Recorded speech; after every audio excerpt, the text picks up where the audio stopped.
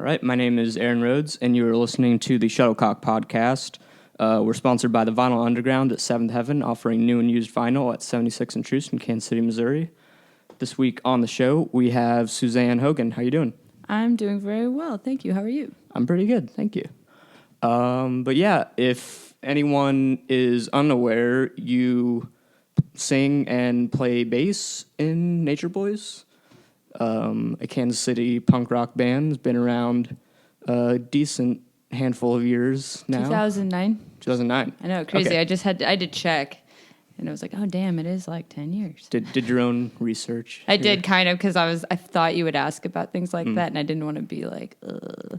Oh, yeah, because I found, I think your first release was in 2010 or 11, but... Yeah, we came up with a tape then, and then later on turned that into our first LP. And I know you guys showed up on that Replay cheap beer comp kind of early too. Oh yeah, yeah, we did that too. Oh yeah. So yeah, how did everyone in the band first meet, and how did you guys kind of get started? Well, Danny and our first drummer Aaron knew each other for a really long time. They grew up skating in Wisconsin area. That's where they were both from, and going to shows and stuff in Wisconsin. So. Later, they moved, not together, but Danny moved to Kansas City, Aaron moved to Kansas City, kept in touch, we're still friends.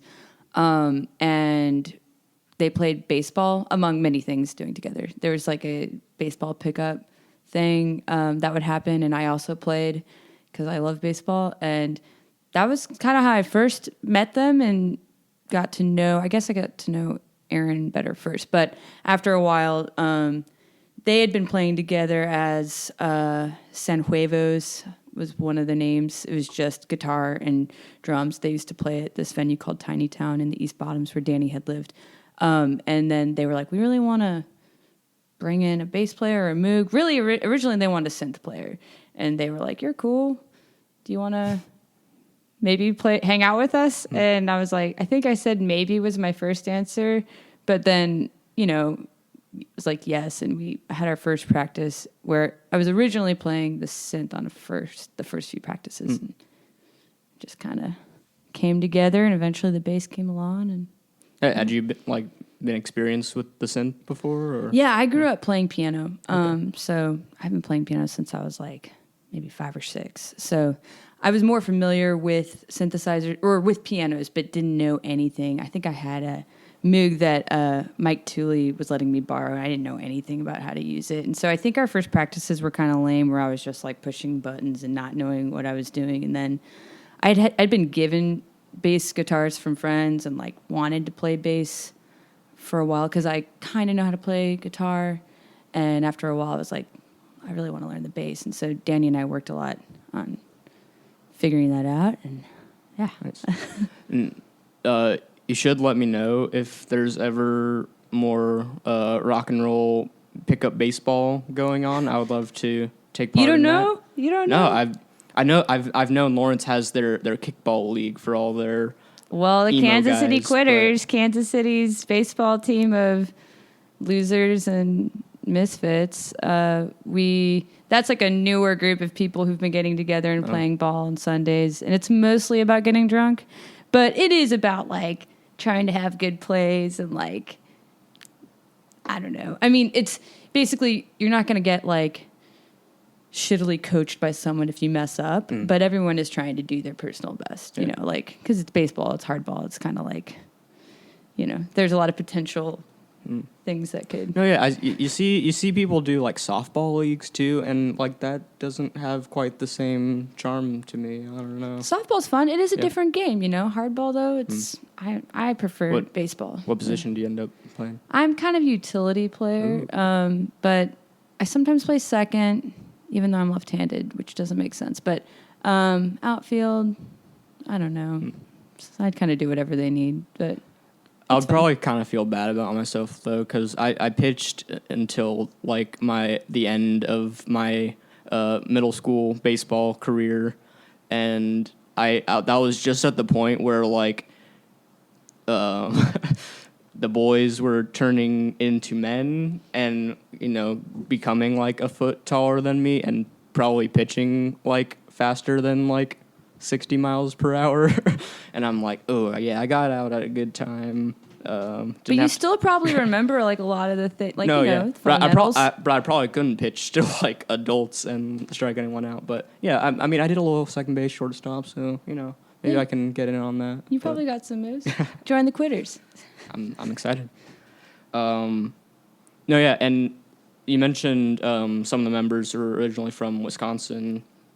And I guess like I don't know, maybe this isn't it at all, but I don't know, like the band has like kind of a certain like kind of rock and roll, like almost like cowpunk is a dumb term, but like kind of a that kind of loose kind of rock and roll feel to it at sometimes. Do you think that at all comes from those Wisconsin days? I don't know if that's so much. It's probably more Danny's influences and stuff. I mean, Danny's a big blues and rock and roll guy. I mean, who has interest in a lot of different types of music. But, I mean, he was in a lot of bands before Nature Boys, too, where he was doing not necessarily like, yeah, when you put genres like cowpunk, like that term, it's like, what does that mean? Yeah. But Love Social Distortion. oh, okay. No. Yeah. A little bit. I don't know. I think we all kind of come to it from a lot of different backgrounds, and everyone's just kind of being themselves when they're playing too. I mean, our original drummer, Aaron, had never drummed before in a band. You know, like I had never played bass in a band, so we kind of were just like, well, let's try to write some songs together. Danny, like, you know, had been in bands as, you know, guitar player in other projects, and he brings a lot of ideas and like writes so much of our stuff. But I think we've never tried to sound like anything. We've just been being ourselves. So if that's what maybe some people consider cowpunk, I don't know. But I don't know if it has much to do with Wisconsin necessarily. Did you pick up bass like just for the band, or had you also been doing a little of that before? Yeah, I picked up bass. I learned how to play bass in Nature Boys. I had played guitar in high school, but it was more classical guitar. You know, I was trying to just learn another instrument. So I played a little bit, doing like recitals and stuff like that, but not in bands necessarily. So I mean, I was familiar with the instrument, but had never played. Okay, and you kind of mentioned that, you know, you guys are just like playing how you want to play, playing like whatever kind of comes to mind when you're writing and stuff. But I think there is something like to appreciate about that kind of band, you know, because there is the band that is like four people that are all like, we will play this sound based on this 80s hardcore EP from this band that's halfway across the country. And, you know, like, a lot of those bands are great and they do cool stuff, but like there is, you know, just as you can appreciate somebody like aiming for a very specific sound, like I think there's something to appreciate about a band that does very much just kind of lead its own path in that sense. And like it keeps the genre interesting. I mean, I'm not knocking people that do the other, because I love a lot of that stuff too, but I think it just kind of keeps things moving forward and interesting, and makes going to live shows more dynamic and interesting. And also just, I wouldn't be as excited about being something that was just trying to sound like something else. So. Oh yeah. And I think maybe because of that, maybe not, maybe it's just kind of a coincidence, but like from my understanding, like it doesn't really seem like Nature Boys has like kind of like a sister band, you know, that like you're always playing with, or like a very super like tight-knit like scene that you're like kind of catering to. And I don't know, like you're just kind of like the only band playing this kind of sound in Kansas City. And definitely in Kansas City. I think there's been different phases of times when we've had the word sister bands. I kind of like that, but yeah, you're right. Like, I mean, there is a scene that I think we fit into and like are part of that's pretty strong when we go on tour, and like, you know, as when you go on tour more and then other bands come on tour and you host them in your city, you establish these really like deep connections, and that's the scene, right? You know. No, yeah. But as far as like the way we sound, maybe not so much. But I definitely know we have like band friends in other places. And like, yeah, But- because you guys have played like with Vile Bodies like more than once, and like, and that's more recent stuff. But when you look back, even like when we first started, I mean, I guess Street Legal would have been a band that we played with a lot. Frozen Teens, a band from Minneapolis, we went on tour with them. This band, Hello Shitty People, we also went on tour with. You know, even Nervosas, we have set up a lot of shows for them. They've hosted us a bunch, and we've done a lot of like keeping in touch. I mean, so yeah, I think maybe more recently I can't think of an example off the top of my head, but a lot of people are in new projects now too. A lot of bands don't stick around for a really long time either, unfortunately.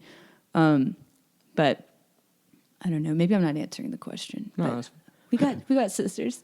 no, yeah, and and Nervosas are great. I remember like hearing them super early on when I was listening to like KCDIY radio and all that. I know they got a lot of play on there. No, yeah, and I know you guys have like played with a couple bands from Greece, like one really recently, but also like a few years back. Was that like same members in those bands, or the did band? they Well, I know. connect you? So Dirty Wombs more recently came through, band from Greece. I mean, so we toured. We went to Greece as part of our second European tour, which I'm trying to remember. I think that was maybe 3 or 4 years ago, and made a lot of amazing friends and connections. And it was one of the best parts of any tour that we've been on, just because it was so incredible meeting the people and learning about everything, that all the squat scenes that are happening there, and the different movements and things that are happening. But as far as another Greek band that I feel like I would remember that, because that's pretty like, Okay. But definitely Dirty Wombs. Our friend Dinos had interviewed us for a zine when we were over in Patras, Greece, and then his band came over, Dirty Wombs, who are like awesome, melt your face. Were you at that show? No, I wasn't, but I should have been there. You should have been there. Yeah. No, yeah, I want to get back to like the European tour and everything in a sec, but before, I guess I did want to ask, like, did you kind of get into Kansas City punk shows through being in Nature Boys, or had you kind of been at a lot of shows before then? Yeah, so I mean, I'm from Kansas City. I grew up here and started going to shows and being involved in stuff like, I want to say like as early as 14, 15.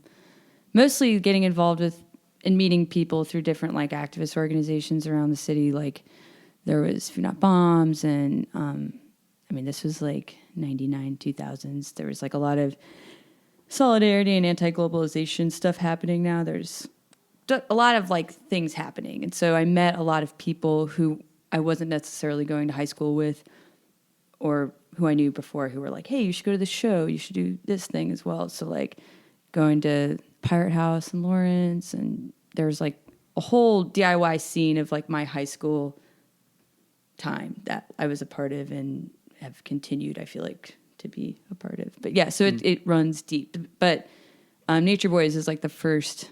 Well, no, I did vocals in Dick Cheney's Dick for a while. Kind of later on, they were established as a band before, and then I jumped in and went on a tour with them with Crapcore. And then after college, when I moved back to Kansas City, so I don't know what year that would have been, maybe like 2006, 2007. But I started doing stuff with like Ad Astra Orchestra, so that was like not, it was fun and a large group of people. And then Nature Boys.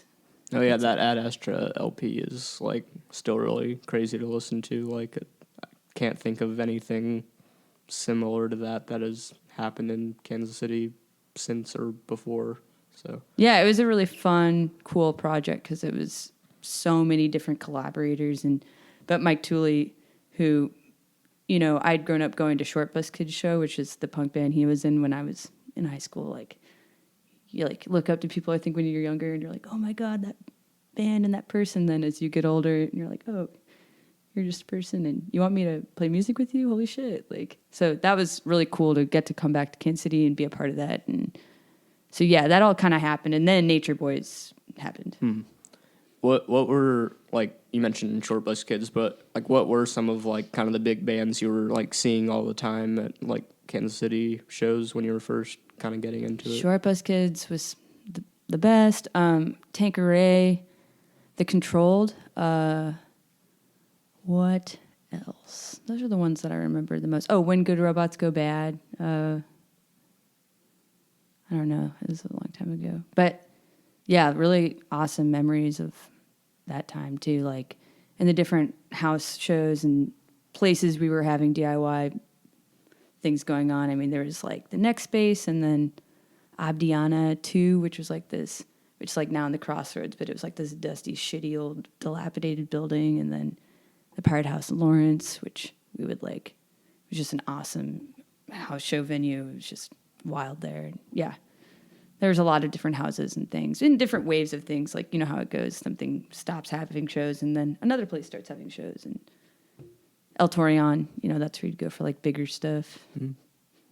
Oh, yeah. And so I was on the Nature Boys website when I was preparing for this, and I love the website just because, like, not a ton of bands have even something like that in 2019.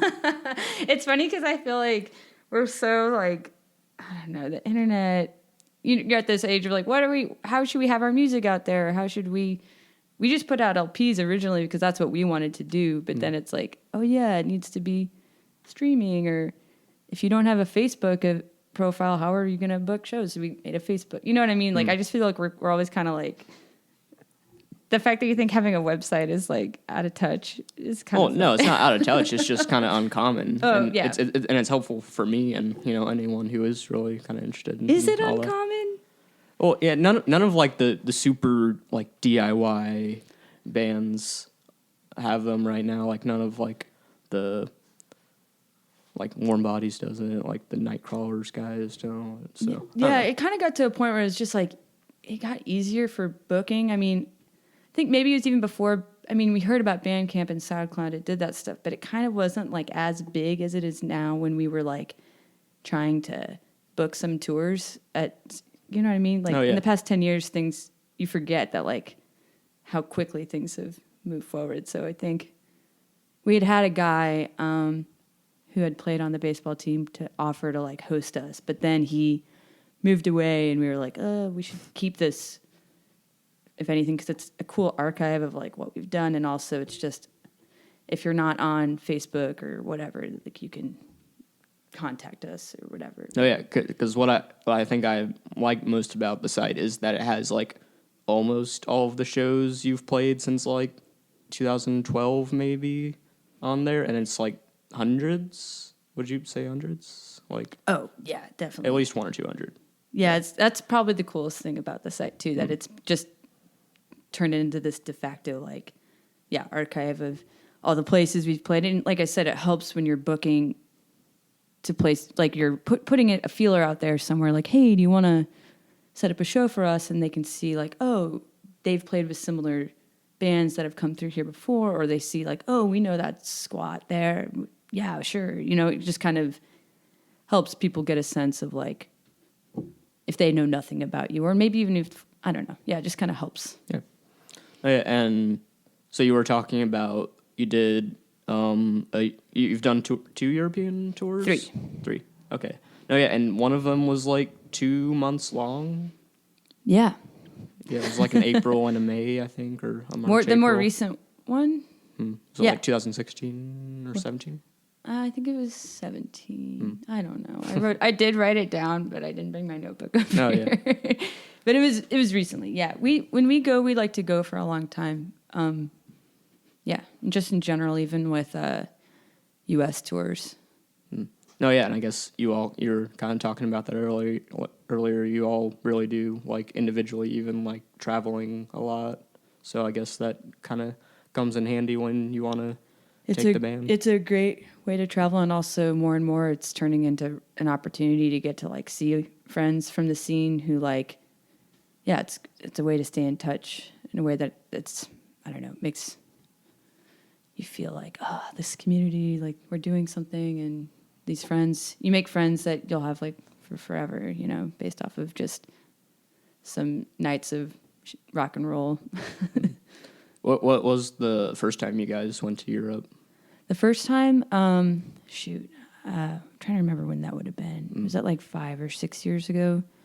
And I mean, and Danny booked that, like, we did that all ourselves. We don't go through like we had put some feelers out for our friend Jersey Mike, who lives in Berlin. And we got that name from, I guess we weren't even friends with him yet, but whatever. Just asking other bands, like, how do you do it? And basically reaching out to this guy and then emailing that guy. And it just kind of, I think Danny, like, email harassed a ton of venues across Europe, mostly squats and people, but really anyone. And then we got it set up. We went. It was really wild and really fun. One of our drivers was one of the drummers in Fleas and Lice. But I guess there were a lot of drummers for that band, but whatever. There were a bunch of like fun guys. We had a good time, but definitely on that trip met the people who would go on to be the ones who'd be our main contacts for the next ones. So like people that like would be like, hey, if you like when you come back, hit me up because we want to take you all around France. Or our friend Lecky was like, do you want to see more of the Balkans? And we were like, yes. So the second time it came around, we hit up those people, and that's how we were able to go for such long, extensive tours. And then on the third time again, we did it with those same people.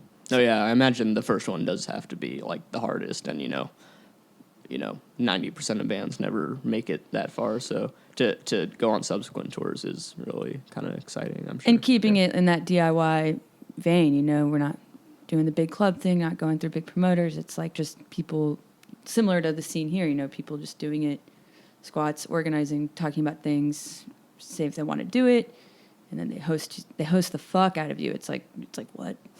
Which is great. You're like, wow. So, very positive experience going abroad, for sure. I mean, I don't want to make you just sit here and try to think for too long, but like. Thank you. I really appreciate that. That's a funny thing to say. But like, do you have any just like off the top of your head, like really crazy Europe stories that pop out at you, or has it all been tame enough?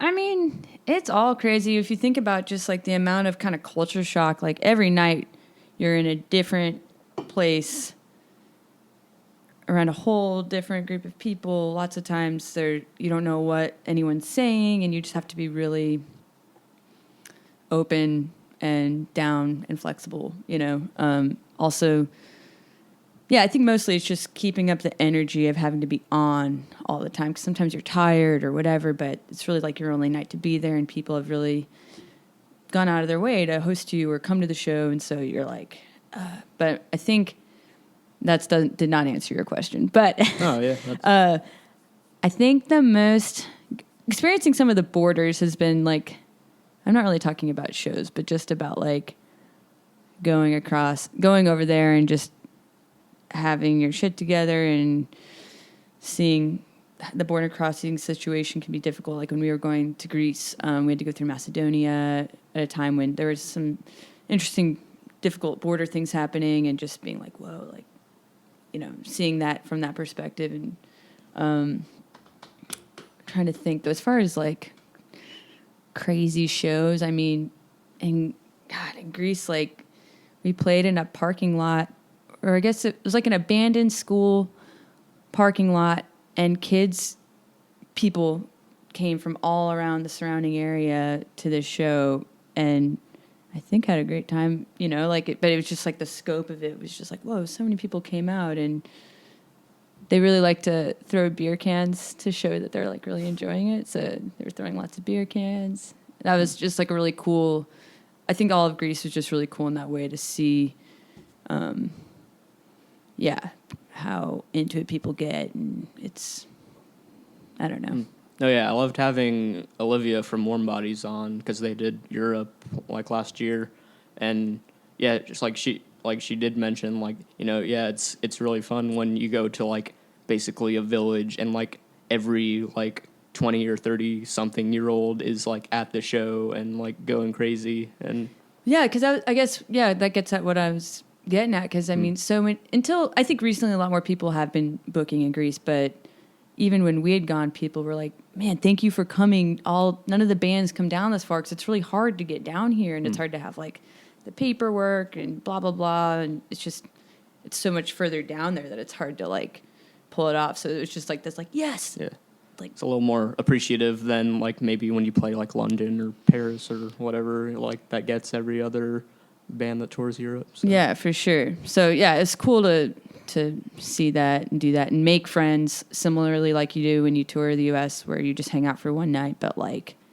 really connect with people, even with language barriers, and just like make lasting connections. Because we've been really fortunate that that's been our experience. Oh yeah, and so you mentioned you guys have been around almost 10 years now as a band, and I guess I was kind of curious, just like, I'm sure it's not something you may even put a ton of thought into, but like, what do you think has kept you guys together for so long? Well, I think we are all doing this because we like have to do it, like, and that maybe that sounds cheesy or something, but like, I think maybe it's easy to take things for granted, or if I don't play rock and roll music, I just like, what the fuck, like it's because it's such a emotional expression, point of release. It's also, I think, important in that it, like I said, connects people, and like, so not only is it like personally important, but I feel like it has some impact. I'd like to hope or think, like, that music does.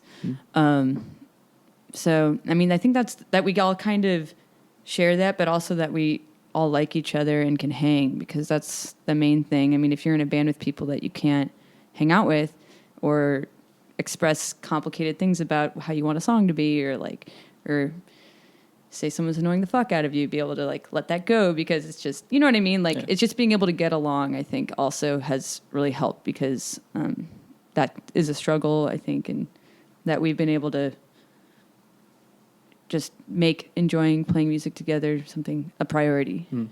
Yeah, and I'm sure being in a van with someone for 60 days is, you have to at least kind of like that person. So yeah, it really helps along. if you have similar interests and can get along and take care of yourself. That's the main thing. Know when you need to just take a walk, or,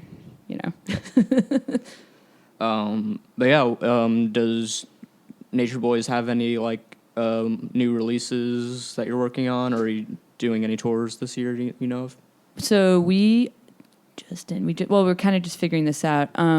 We're working on new stuff that's been like, when you're touring a lot and playing shows a lot, at least for us, it's been really hard to like find the mental and physical time to write. And so sometimes we'll go on these hiatuses where we're not booking shows, not booking for other, like, because we get hit up for booking other stuff all the time too. It's like, we're not doing anything, we just need to write. So we're like really trying this winter to write a bunch of stuff. And we're going to go on tour this fall. We're taking this French band that we've toured with a lot over in France. They took us on the French part of our past 2 European tours. They're like a French surf rock band called the Prostaskids. They're going to come over at, I think, early September, and we're going to drive them around the U.S. and take them on a tour. So that'll be fun. And we're hoping to have some stuff, at least like maybe a fun demo tape by then, but shooting for another LP next year. So, What parts of the country are you going to hit with them? Well, they want to do the whole thing, so we're going to do the whole thing.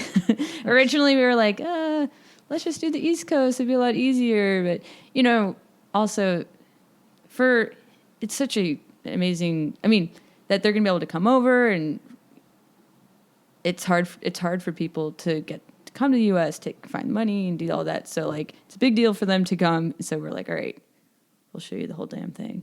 But there's a lot of work we have to do to get ready for it, but I think it'll be fun. No, it sounds like you're gracious hosts. They took us all around France 2 times. So, and they're good friends. So it'll be fun no matter what. Yeah, and I know you also do work with a couple bike organizations in Kansas City. You do 816 Bike Collective and Bike Walk KC. I was hoping you could kind of explain what both of those groups do. Yeah, okay. So the 816 Bicycle Collective is a DIY recycle bicycle shop where we teach people how to fix their own bikes and try to get more bikes out on the road. There's a lot of like models shops like that all around the country, and so we are trying to be a place where people can come in a non-judgmental way and learn how to ride bikes, to see the environmental and social and emotional impacts that riding bikes can have. So yeah, we've been doing that project for, I guess, about 10 years as well. So that's an all-volunteer run organization. And Bike Walk KC I work there as a part-time educator. So that organization's mission is a little bit different, but, in the same vein of bicycle advocacy. But we go into, my job in particular is I go into different elementary schools, or mostly elementary schools, and teach kids pedestrian and riding safety. And sometimes, lots of times, teaching just kids how to ride bikes, because a lot of kids don't know how. And that's the best part, because it's really fun. So yeah, that's in a nutshell. Were you kind of like a founding member of the 816? Yeah, because I was a part of a group when I went to college in New Mexico, and that's kind of where I started to work as a bike mechanic in shops, and I've always loved riding bikes. And I met a group of people through my job there who wanted to start a community DIY bike shop. So we started this group called Chainbreaker, which was great. But then I moved away. It sounds like a great hardcore band. Chainbreaker? Maybe it already exists. Yeah, so I moved back to Kansas City and was just working in bike shops as a mechanic, kind of figuring out what I was going to do. And some people came into the bike shop and were like, we want to start a community DIY bike project. And I was like, oh, I just was a part of that somewhere else. So we all started meeting, and, so many years later, now we have our own space and we're doing all these great things. And it's been really cool to watch it all kind of come together. No, yeah, because I know 816 is based on 31st Street over kind of by Oddities. Mm-hmm. And I know for the longest time there was the mural with the fundraiser goals and stuff. How did that work? Well, because we bought a building off the tax auction, I want to say 8 years ago. And so we've been working at saving and rehabilitating that structure, that space. Before that, we had been at 31st and Forest in this basement that was starting to really deteriorate over time. So now we still are, we're always fundraising. We're an all-volunteer run thing, but now we're at least in our forever home and are operating out of there 2 days a week. Nice. And I guess, well, you mentioned you are just kind of passionate about getting more people on bicycles and everything, but do you kind of have a personal or political philosophy when it comes to advancing bicycling? Yeah, I just think in general, I think bicycling does a lot of things. Like I said, it's good for, you think about the first time you ever rode a bike, and the sense of freedom and expression that you get from that. So there's that, and I still feel that every time I ride my bike. But then you get into how much we waste money on gas and fossil fuels, and there's the environmental impacts of bicycling that I feel like if we walked and biked more, it would be a lot better for the environment. And then there's from the advocacy side of what 816 is coming from, I feel like if people know how to fix their own bike and are empowered in that way, you get so many more tools in your toolbox of how to deal with other problems. But also, it's just a tool it's a method of empowerment that I think is good. So, yeah, it's something I'm very passionate about. But I think the environmental aspects of it are huge. And then, of course, there's the health and.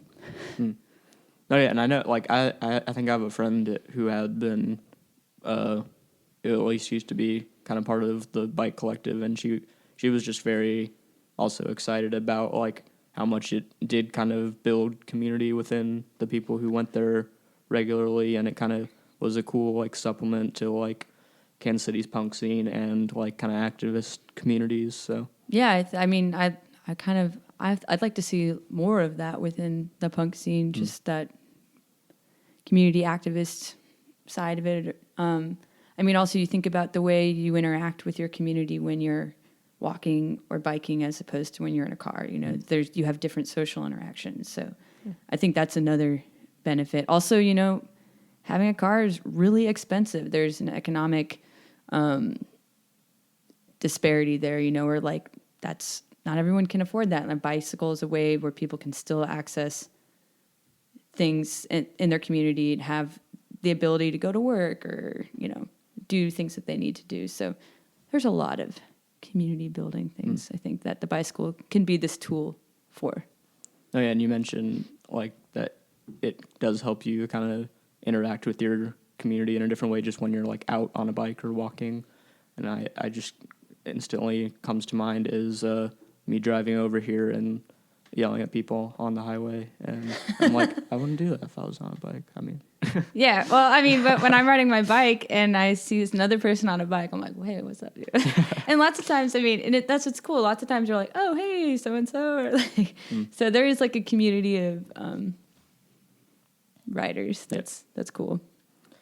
no, and I was actually just like personally curious because your sibling Jess is one of the organizers, like main organizers for the KC Zine Con, and like did you like co-organize like any of the years, or were you just kind of okay. My older sister Katie, Hogan sisters, doing cool shit.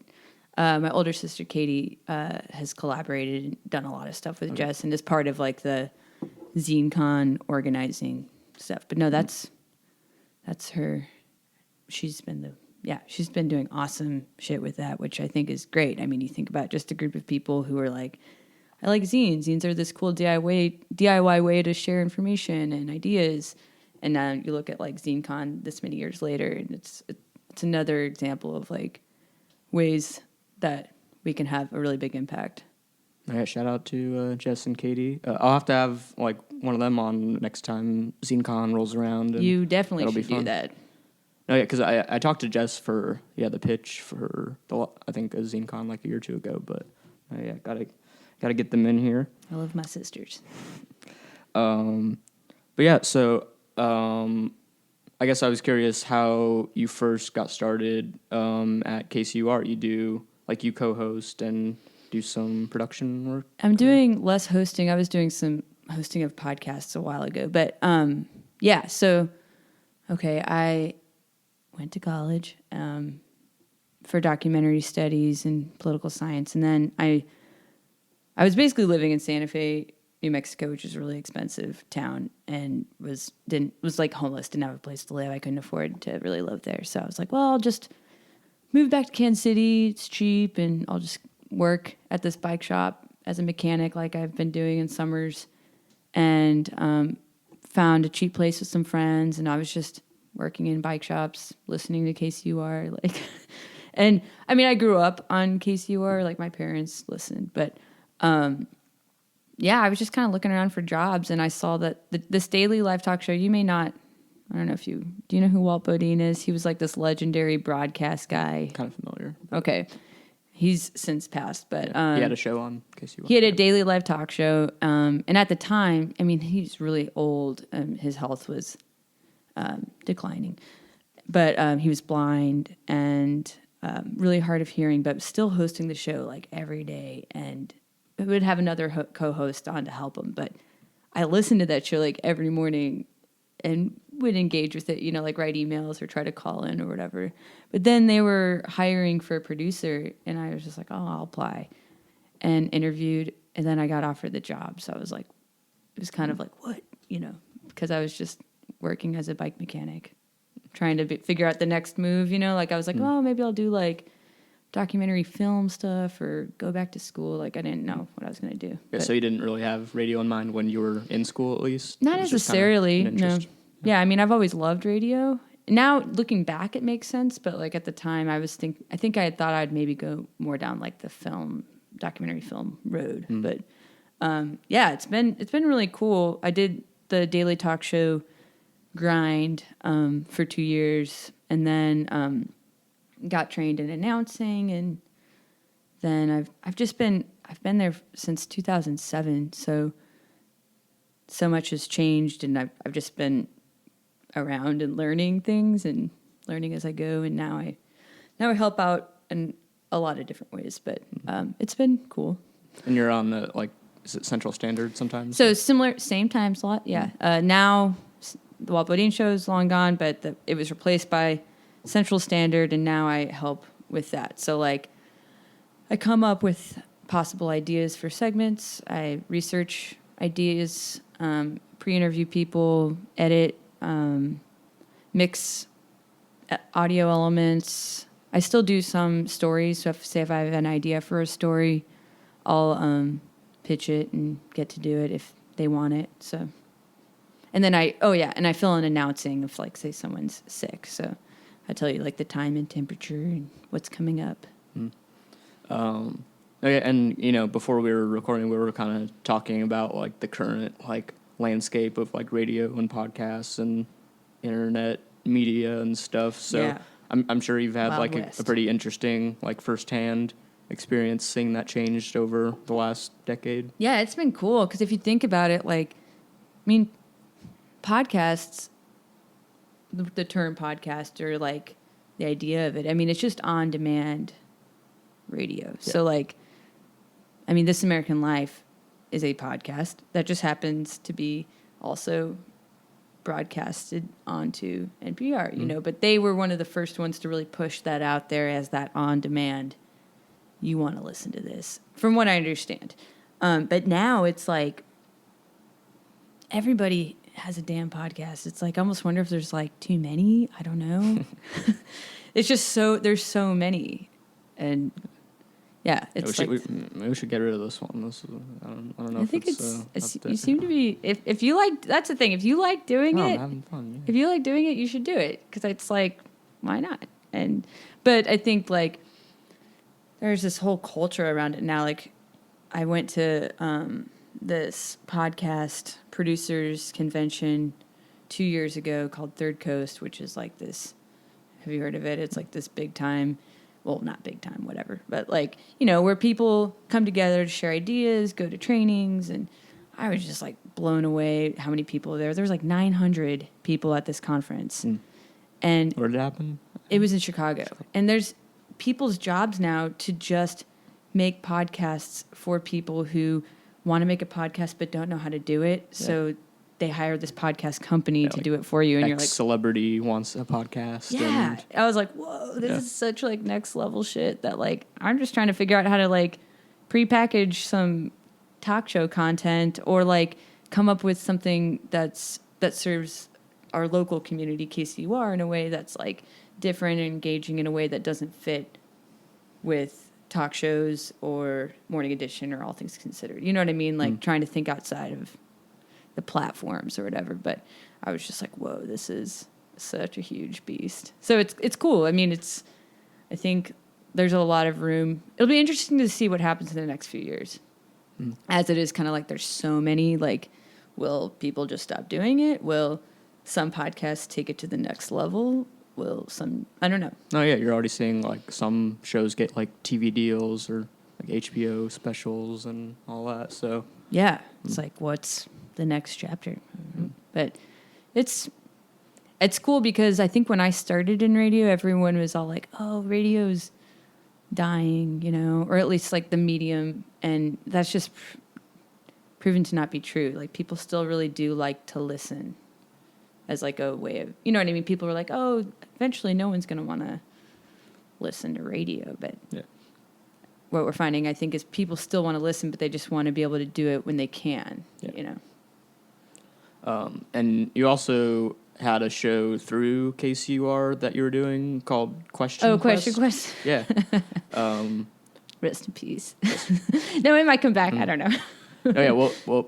What went into getting that show started, and what happened on some of those shows? I just kind of had an idea for like, because we had a few stories that were just answering basic questions, like kind of like a what is that type of thing, that tend to be kind of crowd pleasing type of stories. People really, especially locally, people are like, oh yeah, There's cool like local explainers, local explainers, exactly. Like, I mean, does a person in New York care? No, but like it's really like serving, maybe if they lived in Kansas City, but kind of like trying to appeal to local audiences in a way that's like fun and answers just kind of not basic questions, but answers some questions that takes you on a journey. Mm-hmm. So it was just an idea to kind of make that process fun and to also like invite people into the reporting process. Like, you've done stories, like sometimes you don't know, like sometimes you have to call a lot of people and you get turned into a lot of different directions, and then the question you're trying to find the answer to actually isn't that interesting, but this other question is, you know what I mean? So that was kind of the idea of it. It was really fun to do, but also was really resource intensive. Like, there's just a lot of time. And like I said, maybe it'll come back, but I don't know. Yeah, I don't think it was an episode or anything you had done, but like in that vein, like I was just thinking about the workhouse castle, the down on Vine, and I was kind of blurry on like some of the details of that, and I Googled it, and like a KCUR article pops up, like, oh, what's that castle down on Vine? I'm like, that's what I want to know. Yeah. So yeah. Oh yeah. Just kind of like when you're just out in your community and you're like, huh, what the fuck is going on with that? And then you're like, oh, that's what's going on with it. That could be an alternative name for the show. What the fuck is going on with that? What the fuck is going on with that? Yeah, not a bad idea. Did you have like a favorite episode that you did in like the first run? I really liked I did one on this this angel statue in Iowa City, actually, because we were trying to make it be regional too. So we did one in Iowa City. I really liked that one because I got to write some of the music that ended up being in the podcast, just because I decided that. So there's songs you can get for your podcast that are free, but then you're not allowed to just use like any song. So were you putting the synth to use on that? No, just straight up piano. Oh yeah. Yeah. So that one is cool. I also liked. That was probably. What was the story behind the statue? So there was this statue in this cemetery that's like, it's huge, and it's this dark angel, like it's actually like black now. Like, it had once been a bronze sculpture, but it got turned black over time, and it just has this really menacing quality about it that has created like a lot of lore in Iowa City. And it's people like go and make wishes, or like if you touch it you'll die, or if you kiss it, all this like dumb shit, but that people love to all these dumb Iowans. I love local lore stuff because it's fun. But then it turns out the actual story behind it is like this really kind of sad story of this woman who lost her son in a tragic way, and had come across somebody. She had a really hard life, was an immigrant from somewhere in Eastern Europe. I can't remember where specifically, but this whole story of this immigrant woman who's had this hard life and like was becoming this self-made woman, had this tragedy, and to try to honor her son, got this statue, but and then it turned black, which they think could have been because of like the amount of coal that was being burnt for heat. Also, this thing called, I'm sorry, this might be like so boring to you, the patina, which is like when bronze wears down over time. It can change. Sometimes it turns kind of green or brown. It can turn different colors. So like something that's bronze will change colors over time. But anyways, it just became this excuse for a lot of people in the community to kind of like put this dark shadow on her and pass all this judgment about her being like a witch, and like not like a witch but like having dark, I don't know, unfair claims. So I liked doing that story because it was just like this one of those things that's like you can understand a lot of different sides of it, and you're like, oh, now I know something about some weird angel in Iowa City. Oh, yeah, and so I know you've also got, you occasionally get to do like music stories for KCUR. I know you've done like a brief piece on Heidi Klug. Oh yeah, and like one on Johnny Stark's like short film, like with the record digging. Oh yeah. No, yeah. Do you have any like favorite kind of music pieces you've gotten to do there over the years? Favorite music pieces. I don't. Actually, this might sound weird. I don't necessarily like doing the music pieces that much because I feel weird about. I don't mind doing them. It's fine, but it's always like this weird. Because I'm a musician as well. Sometimes like One that you want to break from it sometimes, or I don't know. I just sometimes feel like I don't know. Those aren't the ones I'm most excited about. I really like doing the stories about like local history or like profile-y type things about lesser known people. But yeah, I don't think the music ones are the ones I'm like. Those are kind of like the ones I just get assigned, and I'm like, okay, I'll do it. I'm not like I'm like really, not the passionate stuff necessarily. Do you have any KCUR projects like coming up that you're excited about, or is it all kind of just one by one? You show up and do it? There is potentially in the works another podcast idea that I don't know if I'm allowed to talk about it or not, but I know we are going to try to be doing some community history storytelling in the coming year that I'm going to get to be a part of, which I'm really excited about because I think there's kind of been a lack of that in recent years, or a lot of our old timers who are like really good at sources for that are getting older or have passed, and so it's like and young people I think still really are curious about that stuff, and so that's pretty much it. Other than that, just helping out with Central Standard. Nice. Do you have anything else you would like to plug or tell people to look out for? Any bike stuff that's coming up? It's winter. It's kind of like our downtime. I mean, get a bike, ride your bike. If you don't have a bike, come to the 816 Bicycle Collective. You're open like Fridays and... no, Thursdays 3 to 6, Saturdays noon to 5. Really trying, if you have a bike, you can fix it. Trying to encourage people to try to fix what they have. Because, it's this throwaway culture, man. They're not making bikes like they used to. So a lot of these old bikes, if you just put a little love into them, they can ride and it'd be great. I have nothing I'm going to plug. What about you? Well, yeah, I got a few things. Oh, okay. Is that why you asked me? No, yeah, I mean, mutual plugs. Yeah. You can follow at Shuttlecock Mag on Facebook, Twitter, and Instagram. We have the new Year 3 photozine that's now available on the web store. That's shuttlecockmag.bigcartel.com. We have a show booked coming up on March 23rd at Farewell Transmission with Ashtray from Chicago. Some hardcore punk stuff. And that's with Prude and No Scope opening.